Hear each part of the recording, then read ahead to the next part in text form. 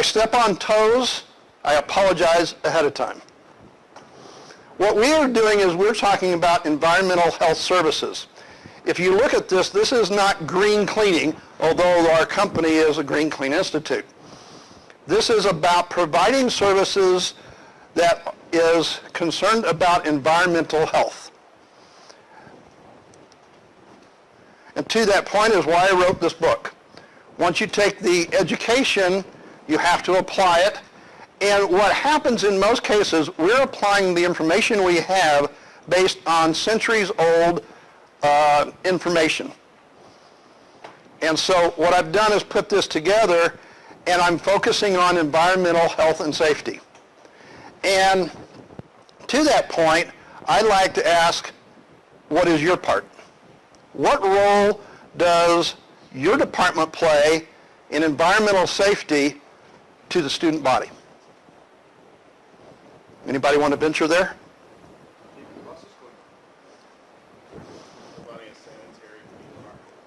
First thing on in the morning, last thing in the afternoon.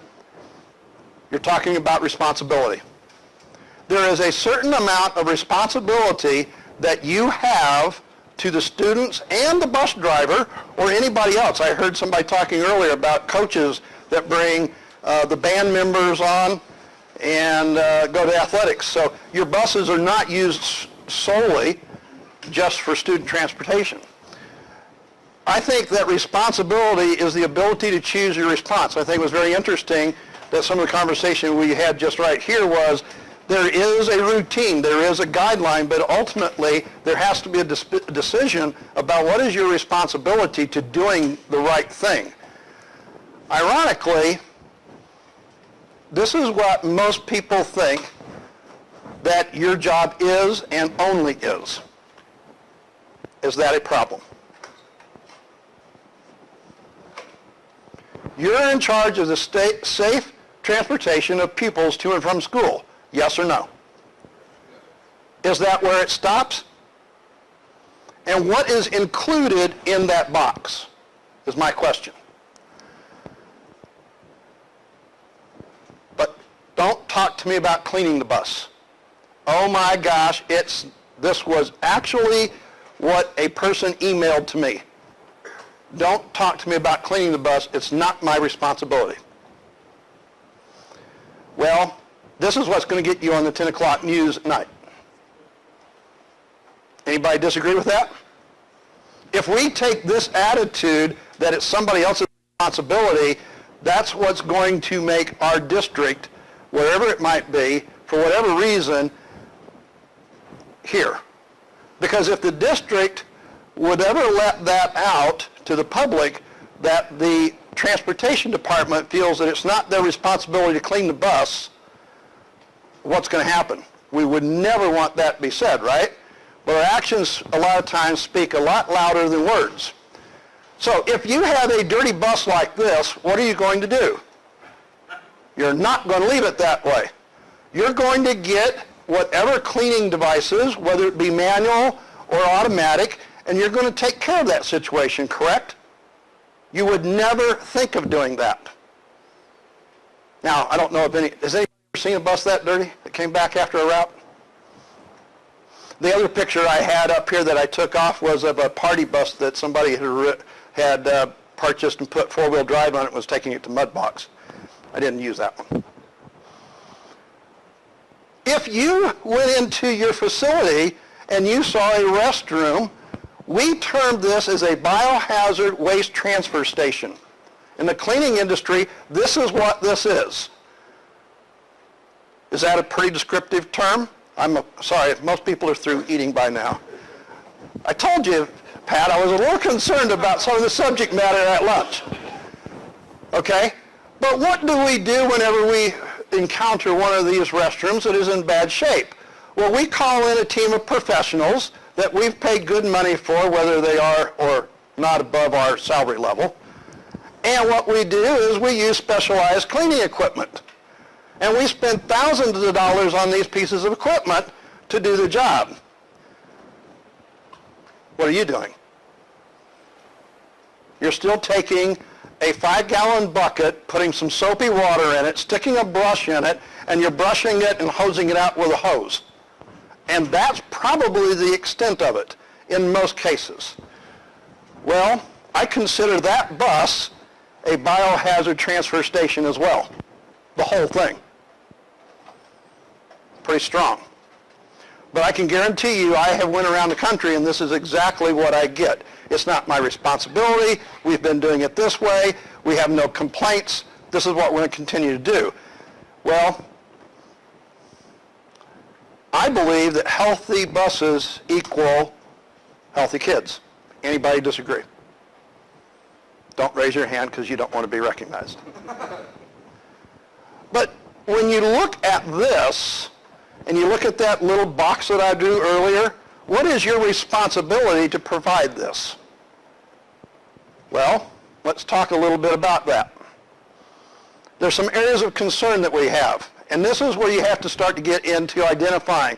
This is where the knowledge comes into play. You've seen the touch points. They start right here when the student comes in to meet the driver on the bus, right? How many students grab that handrail? Give me an idea. 95%. 95% of how many students? However many on the bus. Which would be 40 to 70. 40 to 70. And when they go out of the bus? Same. How many are touching all of the rails that are inside the bus? The backs of the seats are inside the bus. These are touch points. So in your mind, compare this to the touch points as you walked into this building. If I told you that it was not the custodian's responsibility to wipe any of those surfaces, we don't have enough time to do that, would you want to touch the doorknob? Would you want to touch, and you get my point. So draw a correlation as I go through this from that brick and mortar building to this mobile device that you're using. Because most of these students are sharing more than music. They're sharing a whole lot of other things, and it's through these disease transfer points that they're sharing it. So you're about ready to get into what season that we know of? Anybody had it other than my wife? John? How many of your students have it? So, what are we now talking about? All of these points that these students are going to be touching is just a feeding ground. Schools have revenue based on what? Attendance. Is it not part of our responsibility in transportation to improve that attendance? It is the safe transportation of students, correct? Is that not what we talked about? So, if we take this on, I'm probably standing right in your way, aren't I? I'll try to move a little bit. What are you doing? About now you're probably giving that mental list, that little checklist that I think somebody said you should have, and you're going, what is it? Well, this is what one person said. We do not disinfect after PM routes because medical science says that the germs only survive for 8 hours outside the body. I will not tell you what district that came from in Missouri. And it was the director of transportation that said that. Let me clue you in, folks, that this person did not know, in other words, was not educated. I did not say trained, was not educated on the facts. Because the influenza virus, which is what you're getting ready to deal with, will survive for 8 to 12 hours on paper or cloth. How many of your seats are in buses that are cloth? If you had public transportation, it would be. Oh, okay, so you said non-porous surface, right? Vinyl. Oh, that'll hold for 24 to 48 hours. It'd be better to have cloth in this case. Oh, but you know what? It's 72 hours on a wet surface. How many kids have you seen do this on the back of a seat? They're mouthing the seat. They're spitting on their hands. They're wiping it on everything. Is there not wet surfaces after those kids leave that bus? 72 hours. This was the director of transportation that said, we don't do anything after PM routes. Here is a perfect example of lack of education, not training. Move on. My cleaning procedures are seats. I usually wipe down all the seats with hot Clorox water. We are not required to lift the seats. Won't talk about that issue. Floors. I sweep thoroughly, then mop with scalding Clorox water. Then after it dries, I sweep it once more. Ceilings, they're ivory colored. And the roof hatches. Oh yes, once again, hot Clorox water. Do not raise your hand if this is your procedure. Please. Don't tell me if that is. It also came from somebody in Missouri as well. Eddie Hedrick is the emerging infection coordinator with the Department of Health and Social Services in the state of Missouri. And he said that the product that you're using must be EPA approved for environmental application. Clorox bleach and bleach that people are using is in many cases not registered as an approved sanitizer or disinfectant. Just because you have bleach does not mean that it is capable. Secondly, if you are using bleach, it has to be used in cold water. Whenever you smell bleach, and she said water, you have then taken the ability of the bleach to sanitize or disinfect anything. It now is air in your nose and on the surface. In other words, education, not training. I didn't say not use bleach. I said you have to use it right.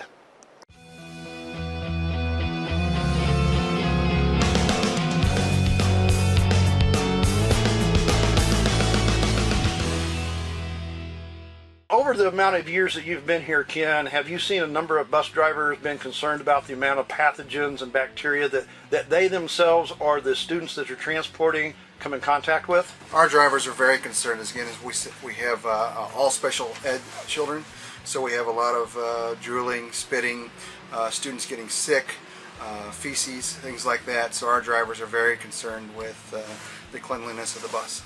And I know that you're at the special school district, but would you say that you have more or about the same, or is there a very big difference between what you come in contact with and say just a normal K through 12 school? I would say that we probably come in contact with more bodily fluid.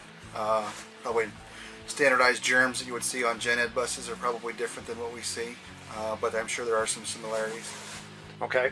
And how long have you been doing this? I've been in the school bus industry since 1996. I've been with special school districts since 1999.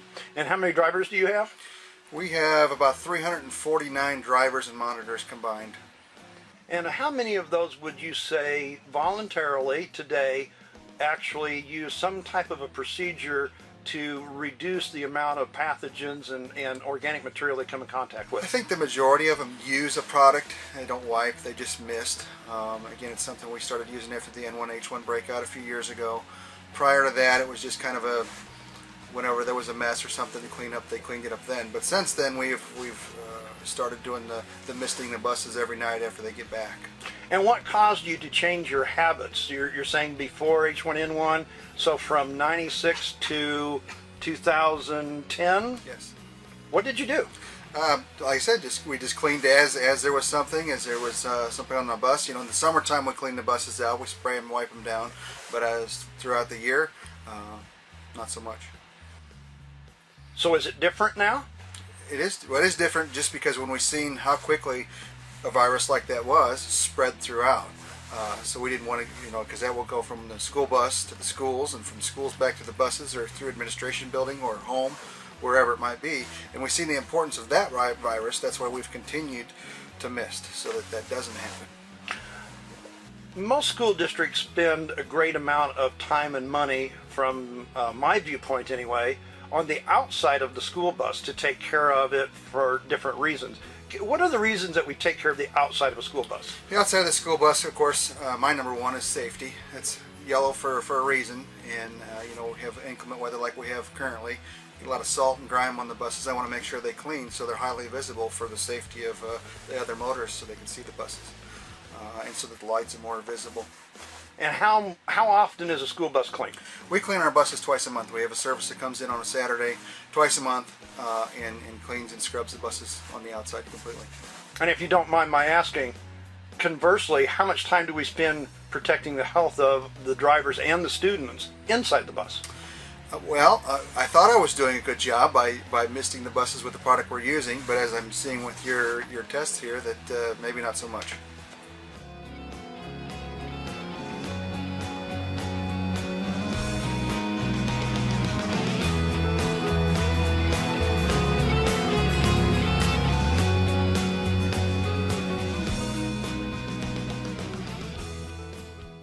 Okay, so what Kenny found out after we did this was that there is a difference in what we do. And as he also said, you know, you clean the outside of the bus for safety. It is yellow for a reason, to get attention, and you would not do that. So if we think about the inside of the bus, isn't that the area that utilize that bus? Whether it be from the driver to the students and on. So as I have went through this, you have a policy that you have to go to the back of the bus and look for sleepers. Nobody left behind, or student left behind, whichever way you want to say it. This is a policy you have to do. So you heard Kenny talk about misting. Well, what we're asking you to do is, as a driver, to simply carry a spray bottle with you, and as you go to the back of the bus and forward to the front, is simply mist at the same time while you're doing that. Now, at this point, you can identify if you are doing that or not. That would be a proper thing to know. So do we have anybody here that's doing at least this? Ooh. Okay. Moving right along. Back to Eddie. Cleaning and biofilms. Cleaning and or disinfecting lowers the bioburden of biofilms to a safe level. What we have found out through testing devices is if you will simply do this procedure, that the product used has some effect on lowering the counts of living organisms that can cause illness. So what we're saying is a driver could simply do this as they do a mandated job they have. We could improve the safety of the bus with no extra costs, other than maybe a 90-cent bottle of product, and that could be high. When you think about this, how do we know this? Well, I have the meter with me right over here. It's about a $1,000 little meter, and what it does is by swabbing, and we'll show you how we do that here in a minute, we have a policy and a procedure of how to do the test and what the reading comes out with to give us an idea of what we can't see. Because whenever we're talking about this service, we can't see it. So here's Kenny again.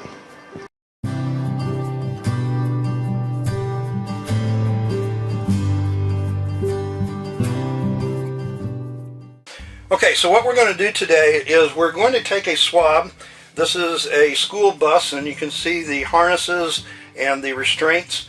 And we're going to take this area right here, which would be approximately where a student's head would be, or being getting their hands to this area.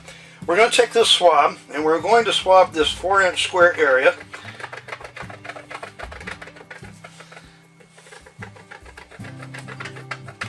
And what we're doing here is we're collecting the live organisms that are on this seat. Now what we're going to do is we're going to break this little top here, and it will put water in here. We squeeze that water down to the bottom here, and we're going to shake it. What we're doing at this point is we're putting this distilled water across the end of the swab and putting the organisms that we've collected into the water. At this point, we're going to take this device here, which is an ATP meter, and this meter will now give us a reading as to how many live organisms are collected on the surface. What we're doing here is we're getting a count of the microbes that we can't see visually, and this will give us a pre-test of what we're going to be trying to remove. And as you can see, we have 168. Okay, so what we're going to do now is we're going to take a sanitizer and spray this area that we've first done, and we're going to let this air dry. And we're not going to do any wiping, we're just going to spray it, and let it air dry. So you can see the particles of moisture around the outside edge, so it means we have our sanitizer on this surface. And we're simply going to remove this, and we're going to let this air dry, and in a few minutes we'll come back and we'll do another swab test and see what our reduction amount is. As Ken pointed out, what we're going to do here is we're going to test where most students and also the bus drivers actually touch, and this is the corners of your seat. So we're going to do another test here, and this is going to be right here in this corner. And you can see what I'm doing is I'm rolling this in my fingers, and I'm also going both directions to make sure I get good coverage and collection. Here again, we're going to put this into the water.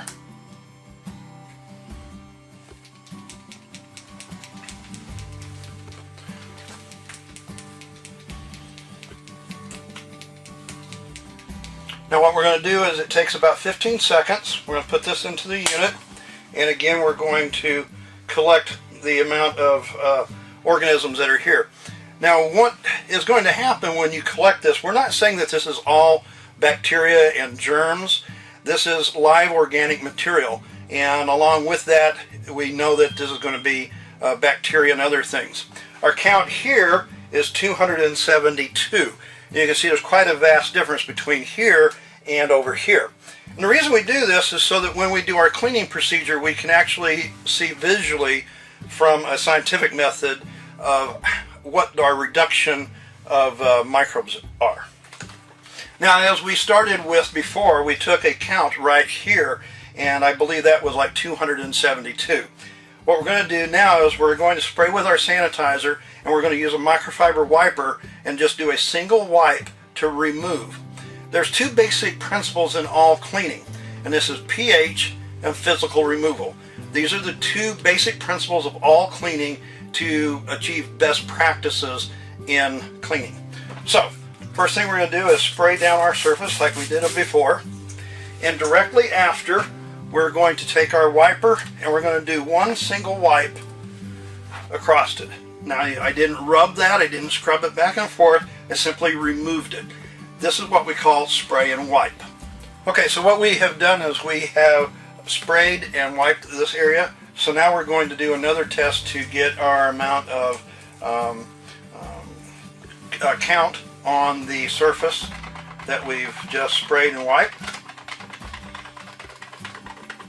Again, we use the same 4x4 area, rotating the swab as we do, and this collects the residual that is left.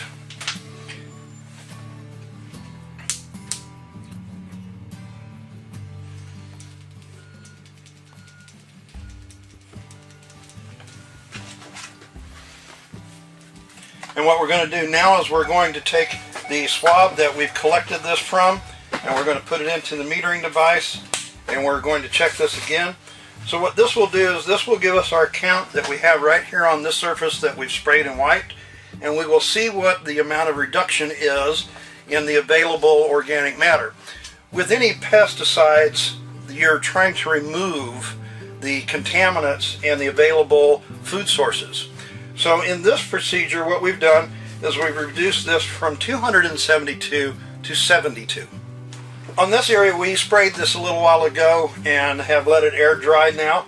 And so we're going to take a swab again in the same 4x4 area, and we're going to see what kind of microbes that we've collected. Understand, this is not just microbes, this is all living organisms that might be on the surface.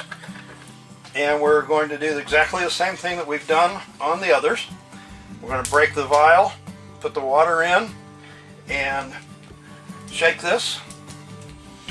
We've now collected our material, and we're going to put it into our device and let the unit read the amount of leftover living organisms, microbes, bacteria, food source, and in 15 seconds we will have a count of what we've left on the simple spray method.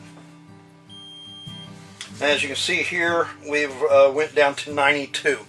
I believe we were a little over 160, and we only reduced down to 92.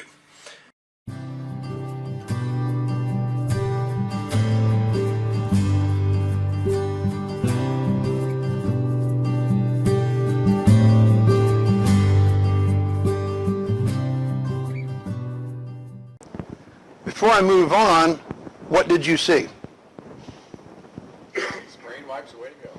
Spray and wipe is the way to go. I like you. Good learner. Didn't go to sleep in class. Although we shut the lights out and give you soft music. Anything else?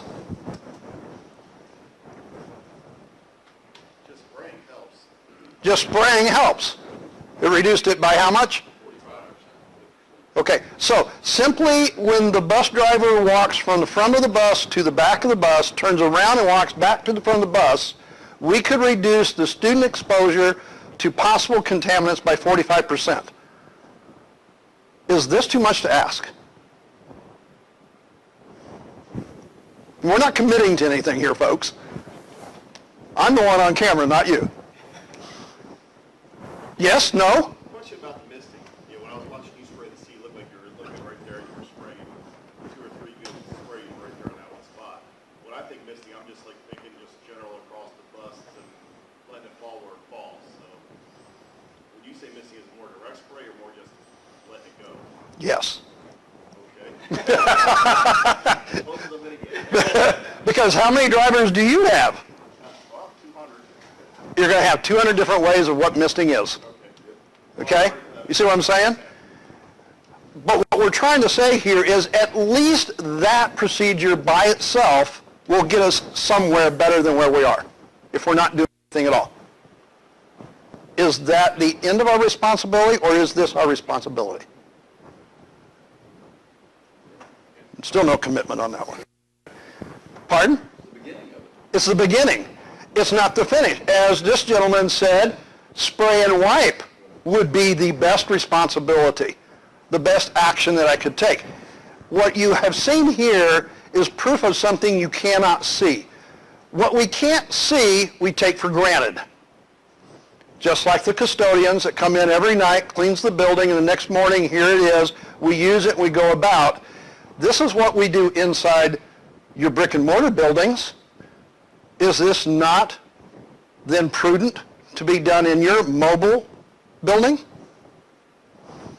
I believe so, and this is why we're going into this, because these are, as you heard me say in the films, there's 2 principles that are important to all cleaning. The pH is the product. Water has a pH of 7. So water, technically, is a chemical. If you add to that some type of sanitizer, disinfectant, or multi-purpose cleaner, it adds different pH to it, and now we went into the pH. The physical removal is what you identified as the wiping. If I have 200 bus drivers and I ask them to spray and wipe, what are my chances? I don't know. If some of them wiped and some of them didn't, I would get some better results than I would if they didn't. I would also get some people that would wipe more than others. This is the world we live in. Whether you're a bus driver or whether you're a custodian, it still is the same world we live in. But these are the 2 things that we're after. It doesn't matter what kind of a bus you're driving. The same thing exists. Look at where the hands are. They're still on a handrail. They don't have assigned seating. They're not going to sit in the same place the next day. So it doesn't matter what type of bus we have, and somebody said, oh, well, Kenny was with special ed and they have special things. Yes, they do, but that doesn't mean that their responsibility is any different.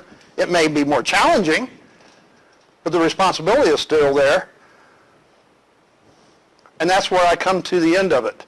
Is it still is our responsibility to do something different than what we may be doing. We have the ability to look at it from a scientific viewpoint and identify whether our procedure is doing the right thing, whether it has benefit for us. And did you know about this?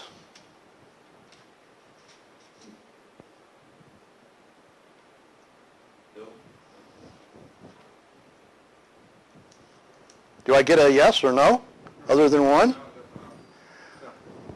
This is free to you right now. You can go to my website at gcicertified.com. You can register. You can get this free course. It is required by December the 1st that any worker that is using a chemical be trained on this. Their words, not mine. This comes from OSHA. And no, there is no green police, there is no OSHA police that's going to come around on December the 2nd and check you. However, if you should have an incident that requires an OSHA inspector on December the 2nd or thereafter, and you cannot document that your people have this training, I'm not going to tell you what your liability is. This is what my job at the Green Clean Institute is to do, is to be ahead of the curve to educate people about the proper things that are going on in the environment. And to prove that point, I would like for you to go in and take my free course. You can see how our course works. You can experience our online presentation and how we do the job. Maybe there's other parts of your departments within your school that could benefit from our other courses. Maybe there's people within your environment that could, because this is what we're all about, is educating people with current relative information so that they can go and have an impact on human lives in a positive and proactive way.